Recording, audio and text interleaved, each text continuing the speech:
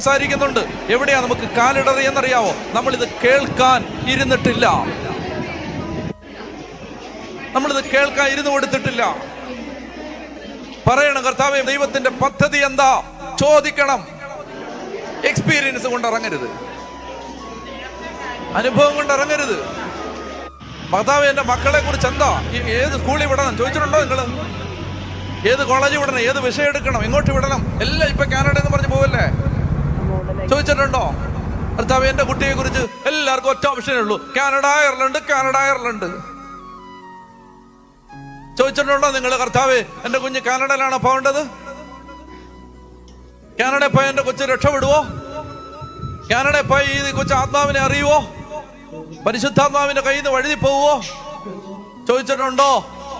അപ്പൊ നിങ്ങൾ പറയും ചോദിച്ചാ ഞങ്ങൾക്ക് മറുപടി കിട്ടുമെന്ന്. നന്നായിട്ടിരുന്നൊന്ന് ചോദിക്കുക, കിട്ടുമില്ലെന്നറിയാം.